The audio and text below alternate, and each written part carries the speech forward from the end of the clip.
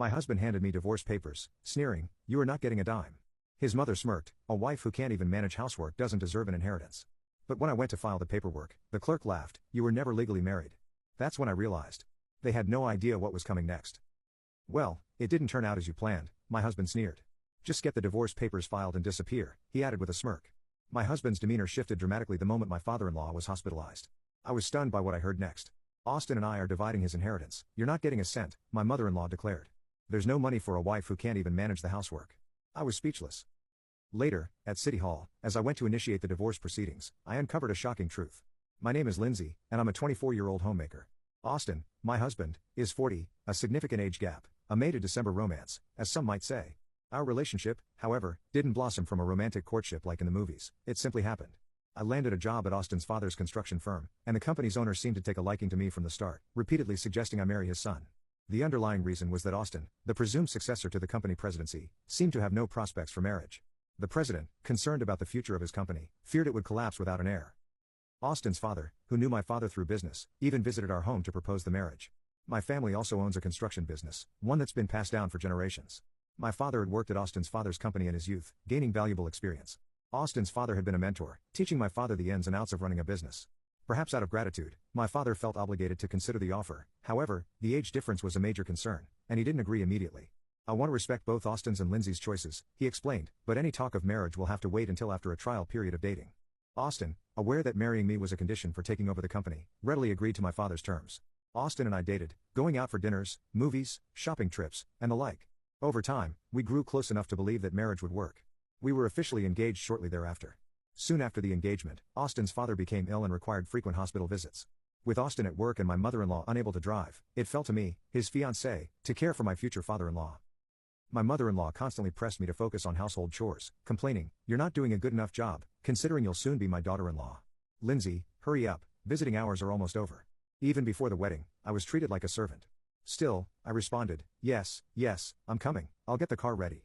While caring for my father-in-law, my mother-in-law suggested I move in. It was a bit premature, but she argued it would make caring for him easier.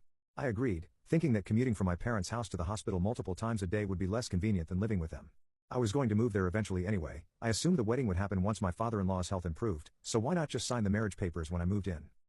During this time, there were no hints of Austin being involved with anyone else. I understood why he was still single at 40. He was incredibly frugal, a miser who hated wasting money. He even kept meticulous records of our dates, itemizing how much he'd spent on me, on food, and on gas. Adding to the situation, my overbearing and critical mother-in-law was always nearby, making snide remarks and generally being unpleasant. No one dared challenge them. Austin, however, was incredibly generous with his mother, never questioning her lavish spending on travel and designer goods. I began to wonder if he was a mama's boy, someone so attached to his mother that he prioritized her above everyone else. Frankly, I felt I had rushed into marriage. I should have moved in without the legal commitment until I better understood their personalities and the dynamics of their household. But thinking of my own father and my father-in-law, I felt trapped. My father-in-law's genuine affection was the only thing that kept me going. That morning, I was preparing to take my father-in-law, who had been unwell since the previous day, to the hospital. My mother-in-law was treating me like hired help. "Lindsay, is breakfast ready yet? The cleaning you did yesterday was unacceptable. Hurry up and redo it," she demanded, lounging in front of the TV while Austin sat beside her idly watching. "I'm sorry, I don't have time. I need to take your husband to the hospital," I replied. "Well, you should have gotten up earlier, then. I have an appointment. Make us breakfast before you leave," she snapped back. I wondered if they could manage to do anything themselves, given their complete lack of concern for their husband and father. "Father, please wait a moment, I'll be right there," I said quickly, preparing breakfast and serving it to Austin and my mother-in-law. Then I went to my father-in-law and helped him to his feet. "I'm sorry I'm making you work so hard," he said. "I owe your father an apology too." Just then, my father-in-law collapsed. "Are you all right?" I cried, horrified that my mother-in-law and husband continued eating as if nothing had happened. I called for an ambulance, my mind racing until I heard the sirens. When it arrived, my mother-in-law announced, "Sorry, Lindsay, I have to run. You handle the rest." My husband followed suit. "I have work to do, so please lock up," he said, offering a weak excuse. They both left, abandoning my father-in-law and me at the hospital. He regained consciousness and was admitted after the necessary procedures and the doctor's explanation. It was already dark. "If anything happens to me, I'll make sure you're taken care of, Lindsay," my father-in-law said weakly as I sat by his bed. "It's my way of apologizing for making you put up with my ungrateful son and wife. I suppose I've been too focused on work to see what's happening at home," he continued, apologizing for pushing me to marry Austin. Moments later, Austin and my mother-in-law arrived. They both approached me, asking about his condition, thinking they were genuinely worried. "He'll be fine, he just needs some rest, and he'll be out of here soon," I reassured them, repeating what the doctor had told me. Perhaps it was my imagination, but Austin clicked his tongue, and my mother-in-law seemed disappointed. A few days later, as I was preparing to visit my father-in-law, Austin and my mother-in-law presented me with a document. "Fill this out and submit it to the city office," my mother-in-law instructed.